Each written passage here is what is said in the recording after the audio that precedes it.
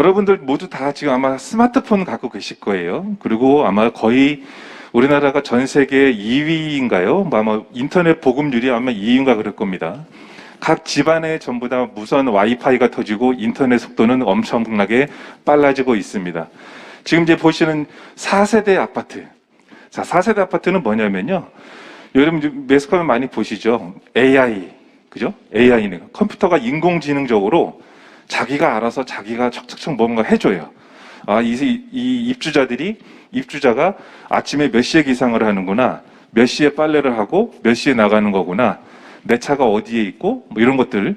그런 것들을 이제 각종 커뮤니티 인터넷 업체들과 같이 손잡고 시공사 손잡고서 내가 아침 일어날 때 보통 나가서 스위치에서 스위치로 전기를 켜는 게 아니라 말로 불 켜줘, 불 꺼줘, TV 켜줘, 난방 따뜻하게 해줘, 냉수 나오게 해줘, 따뜻한 물 나오게 해줘라고 말로도 가능하고요.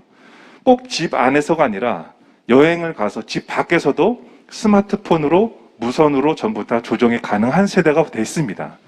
그러다 보니까 이렇게 AI 스마트폰 구축이 됐고 그거에 따라서 모든 아파트들이 전자 시스템화되어 있고 아마 예전에는 아파트들이 경비원들이 굉장히 많았죠.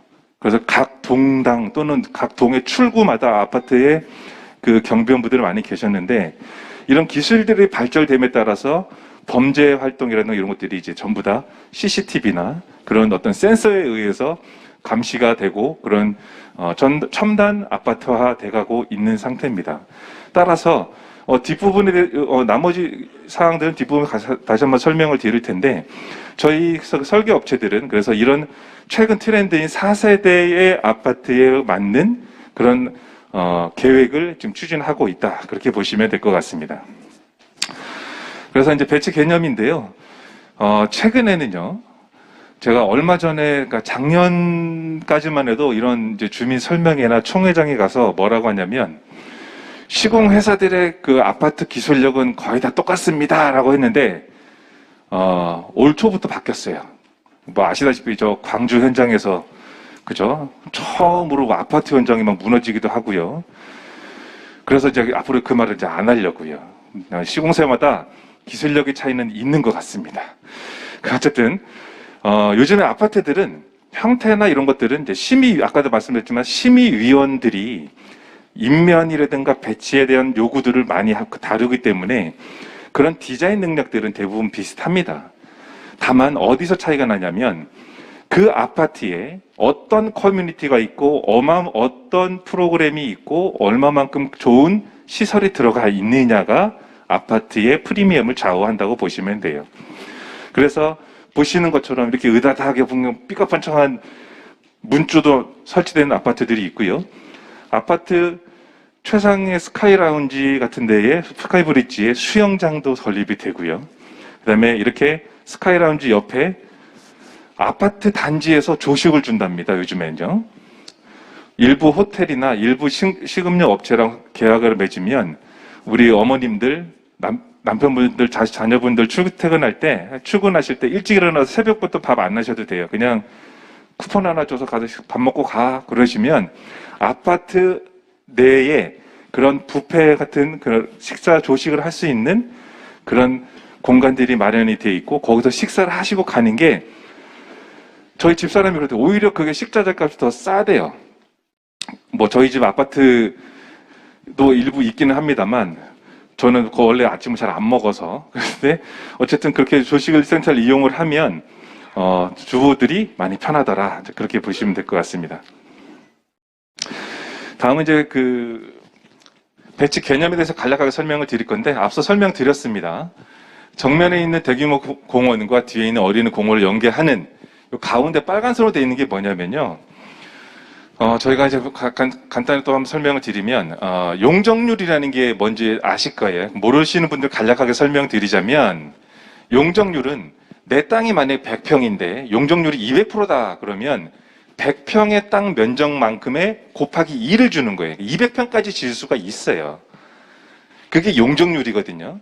근데 아파트를 짓게 되면 그 안에 커뮤니티 센터나 부대복리시설이라고 해서 법적으로 필수적으로 들어가야 되는 시설들이 있어요. 어린이집, 노인정, 뭐 피트니스 센터, 뭐 등등등이 들어가겠죠. 관리사무실, 경비실까지. 근데 그거를 지상에 짓게 되면 용적률에 포함이 됩니다. 그럼 용적률에 포함이 안 되고도 그 시설들을 많이 지으려면 어떻게 할까요? 지하에 넣으시면 돼요. 근데 지하에 들어본다 보니까 환기도 안 돼, 빛도 잘 안 들어와. 그렇잖아요. 그죠? 그래서 대부분 시설들을 뭐 크게 크지 않게 만들거든요.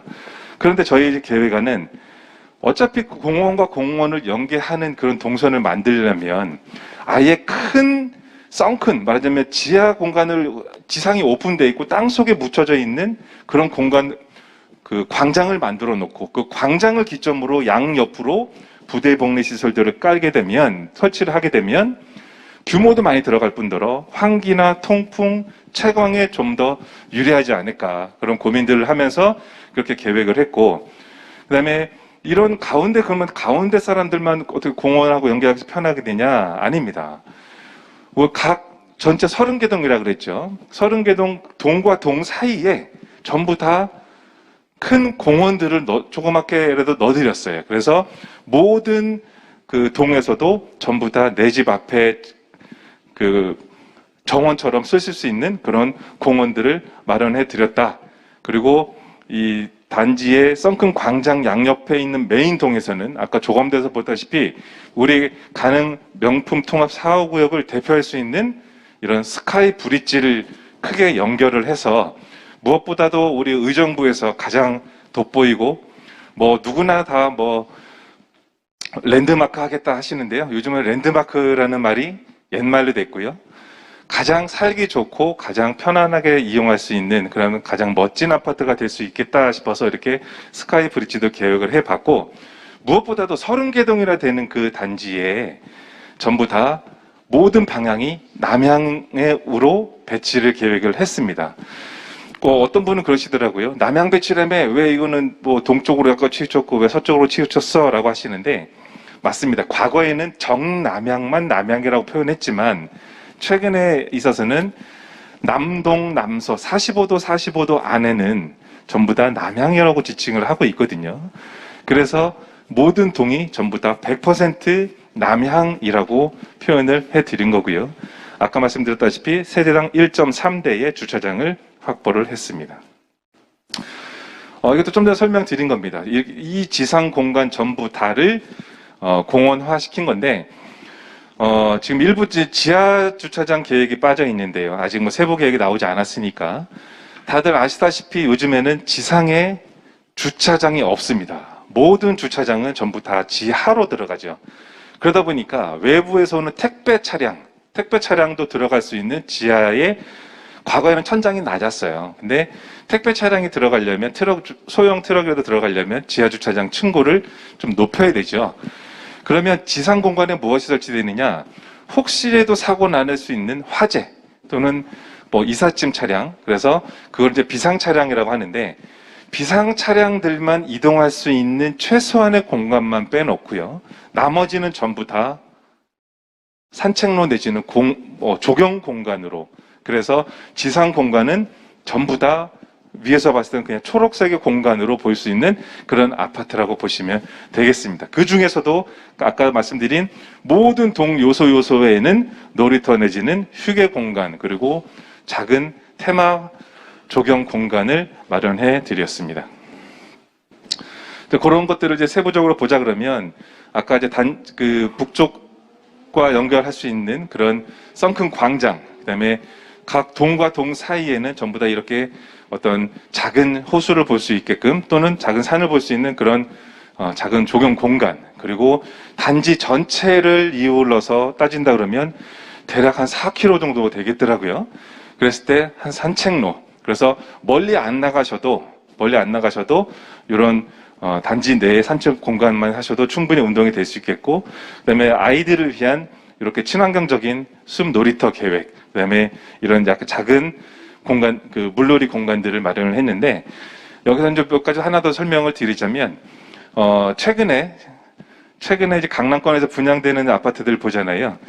우리나라가 예전에 아마 저보다 더 연세가 많으신 어르신들은 기억나시겠지만 최근 들어서는 미세먼지가 워낙 심해졌어요. 그죠? 이 중국이 떼놈들 때문에 그런 건지 모르겠는데, 하여튼 중국에서 넘어오는 것도 있고, 또 사회적으로 우리나라에 차량들이 많아지고 하다 보니까 미세먼지들이 많아졌는데, 단지 내에요. 이렇게 산책로를 이용하다 보면, 아마 리조트나 호텔 가보시면 아시겠지만, 작은 미세한 물방울들 뿜어지는 걸 한번 보셨을 거예요. 그게 물론 습도 유지도 되는 거지만, 미세먼지 차단 효과도 있다고 합니다. 그래서 그런 그 물들을 일반 수돗물을 쓰게 되면 또 수도세가 들어가니까 또 친환경적으로 어떻게 하냐면 비가 오면요. 빗물을 받아요. 근데 빗물을 받아놓고서 그냥 푹 뿌리면 빗물이 이게 산성비인지 아닌지 잘 모르잖아요. 그죠? 그래서 단지 내 어딘가에는 정화 필터를 만들어 놓고 비가 오면 우수를 받았다가 저장해 뒀다가 저렇게 산책로 사람들이 지나갈 때 거기다가 물을 분사해 줍니다. 그래서 단지 내에서 오히려 산책하는 것이 단지 외부 나가시는 것보다 좀 더 쾌적하더라. 그렇게 말씀드릴 수가 있겠습니다. 자, 이제 4세대 아파트 어떤 시스템이 있느냐 하면 간략하게만 설명드리고 넘어갈게요. 첫 번째 보시면 이제 음성 인식, 스피커 아까 설명드렸죠. 불 켜줘, 불 꺼줘, 뭐 TV 켜줘, 채널 바꿔줘 등등. 그 다음에 아파트에서 이제 조식도 제공해 줍니다. 경우에 따라서는 저녁도 제공해 주는 데가 있는데 저녁 때는 대부분 그냥 카페 라운지로 활용을 하고요. 아침에만 조식센터로 이용을 합니다. 그리고 예전에는 이제 집에 반려견들 또는 뭐 고양이 강아지 많이 키우시잖아요. 어디 여행 한번 가시려고 그러면 요즘에는 또 여행 가더라도 거기는 뭐 강아지 못 들어와요. 뭐 이런 데는 많아요. 그래서 어쩔 수 없이 장소를 바꿔가기도 하시는데 지금은 강아지들이나 이 반려견들을 집에다 놔두고 가도요. 그냥 집에서 시간 맞춰서 알아서 밥이 나와요. 그런 시스템이 이루어져 있습니다. 그래서 꼭 굳이 호텔이나 그 강아지 애완견 호텔 안 맡기셔도 밖에서도 충분히 애완견이 관리가 가능하다. 그 다음에 외출 후에 옷에 털어져 있는 미세먼지 이런 것들 단지 내에서 엘리베이터 타고 올라올 때 엘리베이터 안에서 한번 에어샤워 한번 하시고 현관 앞에서도 에어샤워 커튼을 한번 하시면 몸에 묻어있는 미세먼지는 다 털고 들어올 수 있는 그런 시스템. 그 다음에 집 안팎의 공기질을 자동으로 측정을 해서 수시로 이제 그 아파트 내부에서 공기 정화기가 계속 자동으로 내가 별도로 구매하지 않아도 정화기 기능이 계속 돌아간다는 거. 그런 음성 명령으로 조명이나 난방 이런 가스 제어까지 가능하고요. 그다음에 이제 엘리베이터, 택배 요즘에 이제 무인 택배 시스템 그리고 좀 여기 지하 계획이 없어서 설명을 못 드렸지만 나중에 입주하실 때 수납 공간도 요즘 많이 부족하시니까 모든 그 동의 지하에는 각 세대별 하나씩 전부 다 세대 창고를 하나씩 드려요. 그래서 그 창고에 뭐 겨울에 뭐 스키장 스키 타시던 그런 장비들 집안에 놓고 뭐 버거우시면 지하 창고를 이용하셔서 전부 다 한 세대당 하나씩 그 창고에다가 보관을 하시면 되는 그런 시스템이 이루어지는 것이 이제 4세대 시스템 아파트 시스템이다 이렇게 보시면 될 것 같습니다. 다음은 이제 단위 세대인데요. 단위 세대는 뭐 아직 확정이 된 것도 아니고 그래서 나중에 최종적으로는 이제 건축심의나 사업시행 인가 때쯤에서 다시 한번 확정이 되긴 할 텐데 지금 보시는 것은 요즘에 이렇더라라는 거. 그냥 수납 이제 59A 타입인데요. 요거는 이제 판상형이라고 그러죠. 마통풍형. 근데 이제 기존에는 3세대까지는 3베이였다면 최근에는 이제 4베이. 4베이가 뭐냐면요. 정면이 이제 이 햇빛 들어오는 햇빛 들어오는 남향 쪽이라고 보시면 모든 실들이 전부 다 남쪽으로 거쳐 4개가 연결이 돼 있는 거예요. 기존의 3세대는 이 방 하나가 저 뒤쪽에 가 있었죠. 또는 이쪽에. 그게 이제 3베이인데 그 뒤쪽에 북향을 바라보던 그 앞 방까지도 전부 다 남쪽을 바라보게끔 내려오는 것이 이제 4베이라고 하는데 그러다 보니까 채광에 유리하고요. 그다음에 마통풍 하는데도 굉장히 유리하고 그런 장점이 있습니다. 그리고 이제 59B 타입 같은 경우는 아까 말씀드렸다시피 이제는 탑상형 아파트가 배치해서 의무가 됐어요. 그러다 보니까 탑상형이라 그러면 이제 배치된 대부분 니은자 형태 되거든요.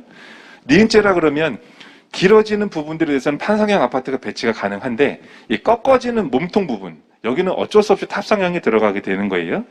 그거를 이제 마스터룸 특화형이라고 하는데 여기는 이제 거실형이 주방을 통해서 거실도 일면으로만 거실 창이 오픈이 돼 있다라면 이런 탑상형은 거실에서 보면 왼쪽도 조망할 수 있는 창이 있고 오른쪽에도 조망을 할 수 있는, 말하자면 이면 개방형 창이, 통창이 크게 있어서 조망에서는 아마 이 타입을 따라갈 타입이 없을 겁니다. 그렇게 코너 타입이라고 보시면 될 것 같고요. 그다음에 84 타입입니다. 84도 마찬가지로 이런 판상형 타입이 있고 코너형 타입이 있는데, 장단점은 좀 전에 설명드린 것 같고요. 이제 84 타입부터는 이 4베이 시스템의 가장 장점이라고 해서 알파룸이라고 하는 건데, 알파는 플러스 알파입니다, 말 그대로. 그래서 요거를 우리 집은 수납이 필요하니까 수납형으로 바꾸겠습니다라고 나중에 이제 시공사 정해지면 그때 신청하면 이제 수납실로 바뀌는 거고요. 나는 자식들이 다 출가하고 난 개인적으로 뭐 서재가 좀 필요할 것 같아, 아니면 취미실이 필요할 것 같아. 요즘에 또 홈트라 그러죠.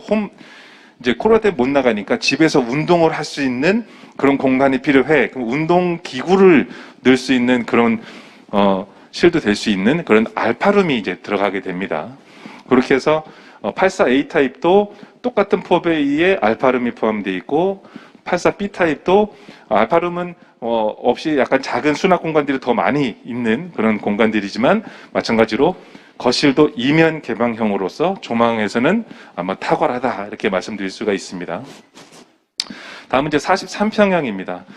43평형도 84 타입하고 뭐 크게 다르지는 않아요. 다만 모든 방들이 좀 더 커졌다라고 보시면 되겠고, 이 또한도 다른 데 갔더니 이런 평면도 좋더라 라고 하시는 부분들이 있으시면 언제든지 말씀해 주십시오. 우리 사업을 진행할 때 꼭 참조해서 그런 평면들을 보다 더 좋은 평면으로 만들어 드리도록 하겠습니다.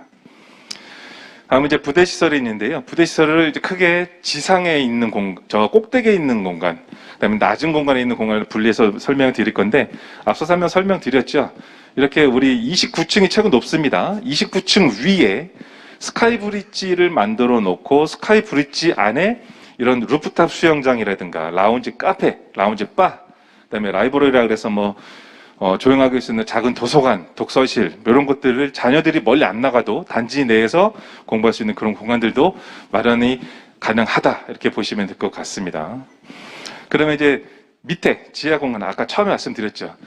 우리 공원과 공원을 연결하는 그런 동선을 전부 다 이렇게 지하 광장화 시켜서, 이 보이시는 이 벽면이 실제로 가보면 이제 지하 공간이 되겠죠. 지하 공간임에도 이런 큰 광장이 있기 때문에 채광이라든가 환기 통풍에 굉장히 유리하고요. 이런 시설들 옆으로 이런 부대 복무 시설들이 다 들어가게 됩니다. 요즘은 골프 시설도요, 실내 골프장이라도 2개 층이 오픈이 됐기 때문에 어느 정도 타석을 쳤을 때 굉장히 시각적으로 개방감도 있고 공이 날아가는 방향도 볼 수 있는, 그렇게 좀 크게 만들어주고요. 피트니스 공간도 있고 수영장도 있습니다. 그 다음에 개인 취미실, 그런 공간도 만들 수 있고, 그 다음에 코인 세탁실, 이 밖에도 많죠. 요즘에는 아파트에서도 세차도 해주는 그런 서비스도 있다고 해요. 그런 공간들을 마련해 보았습니다. 이상 저희 건축 설계 업체가 설명드릴 수 있는 데까지는 여기고요. 나머지 설명 다 들으시고 혹시 궁금한 사항이 있으시면 설명 다 끝나고 뒤에 질문 받는 시간이 있으니까 그때 질문해 주시면 성실히 답변 드리도록 하겠습니다. 이상 건축 설명 마치겠습니다. 감사합니다.